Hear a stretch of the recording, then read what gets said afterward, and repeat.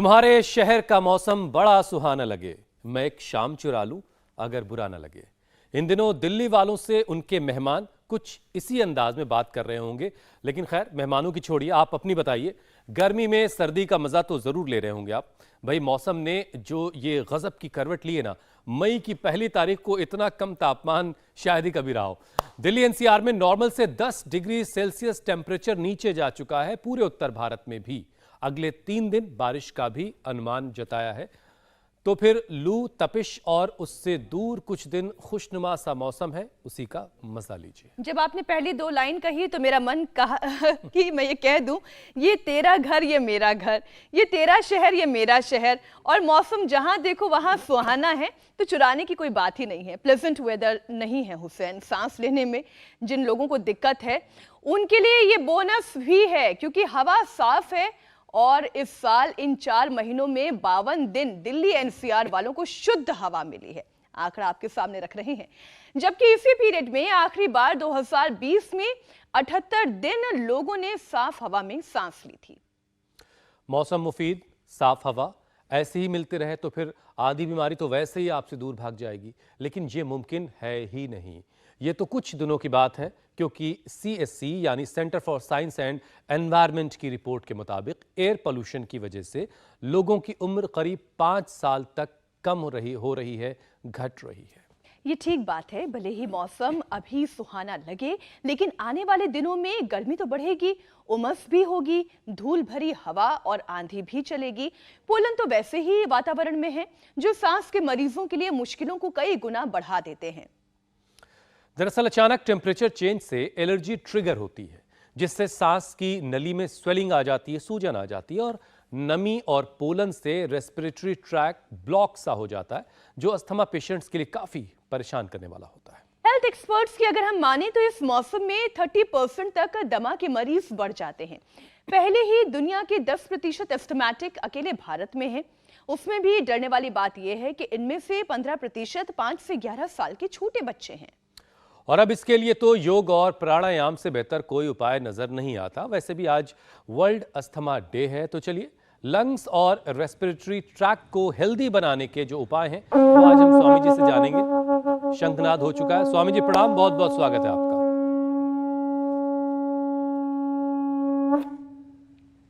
हमने शंखनाद से हुसैन भाई, मीनाक्षी बहन इसलिए शुरुआत की कि शंख बजाने से फेफड़ा बहुत मजबूत हो जाता है।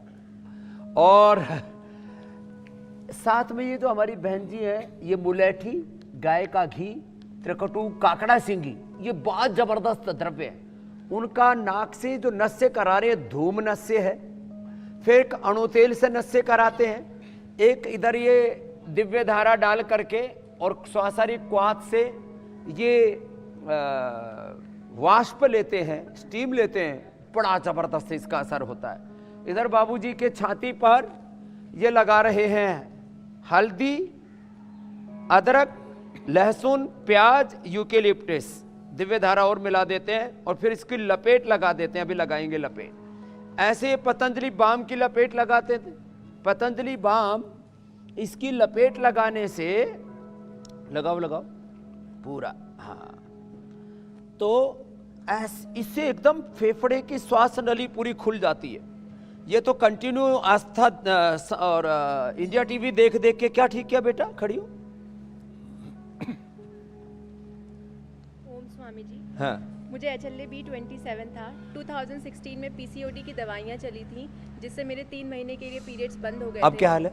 अब बढ़िया है। अब मैंने 25 किलो वजन भी कम किया है। 25 किलो? 95 में मिली थी। मेरे पास आपकी फोटो भी है आपके साथ। ये हम पूरा बोरी सब रखा होगा। अब PCOD ठीक कर ली, हाँ जी, पीरियड भी ठीक हो गए, साइटिका भी ठीक हो गया और वजन भी कम कर लिया, शटिका भी ठीक कर लिया। ये योग की महिमा ऐसी है, ये सारे कुछ ना कुछ यहाँ लाभ पा करके बैठे हैं। ये माताएं ऐसी चमक रही हैं। इसको भी फेफड़े में स्वेलिंग आ गई थी, इसकी तो माता की चांदी हो रखी है, बड़ी मस्त है। और ये हमारा शेखर जो है अमेरिका से अवतरित होकर के यज्ञ चिकित्सा का लाभ ले रहा है। इधर ये लंग बस्ती चल रही है, ये बड़ी जबरदस्त है लंग बस्ती भी। लंग बस्ती से फेफड़ा पूरा अच्छा हो जाता है। जो आप इधर देख रहे हो, गरम गरम तेल जो है वो फेफड़े के ऊपर डाला जा रहा है, इधर नस्से किया जा रहा है। नस्से अणु तेल से भी होता है, नस्से जो है वो सड़बिंदु तेल से भी होता है, नशे धूम से भी होता है, और सबसे बड़ी बात यह है, अब धूम मचा रखी हमने योग की। अब योग से क्या होता है वो सुनो। चलो, हमने कहा कि शंख बजाओ, लंबे श्वास भरो। अब ऐसे जब लंबा श्वास भरते हैं तो 2400 किलोमीटर लंबा हमारे श्वास की नलिकाओं का पूरा ट्रैक है। यदि सारी श्वास की नलिकाओं को, जो एक पाइप की तरह बनी हुई है, उनको जब वैज्ञानिक यंत्रों से देखते हैं, मापते हैं, तो उनकी लंबाई 2400 किलोमीटर है। उस जब हम एक श्वास भरते हैं ऐसे, तो 5 लीटर ऑक्सीजन तक हम एक श्वास में ऑक्सीजन को इनहेल कर सकते हैं। पूरे दिन भर हम 11,000 लीटर हवा को इनहेल करते हैं, जिसमें करीब 2,600 लीटर तो ऑक्सीजन होती है। इसलिए हमने वृक्षारोपण का अभियान भी चलाया। जो पेड़ नहीं लगाओगे तो ऑक्सीजन कहाँ से पाओगे।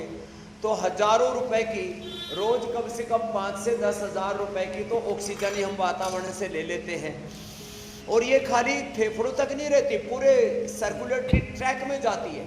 और सर्कुलेटरी ट्रैक इतना बड़ा है हुसैन भाई कि पूरे धरती के 2 लपेटे लगा दे, इतना लंबा हमारा सर्कुलेटरी सिस्टम है। अब एक श्वास भरते हैं तो ये पूरे के पूरे, ये जो तंत्र है, श्वसन तंत्र है, और पूरा जो हमारा परिवहन तंत्र है अंदर का, वो सर्कुलेटरी सिस्टम है, वो पूरा का पूरा हेल्दी हो जाता है ऐसे एक श्वास लेने से ही। या अस्थमा के रोगियों के लिए स्वामी जी, आज इस पूरे सिस्टम को जो है हेल्दी बनाएंगे। इंडिया टीवी हर वक्त हर जगह डाउनलोड करने के लिए सर्च करें India TV news Google play store या ऐप स्टोर पर।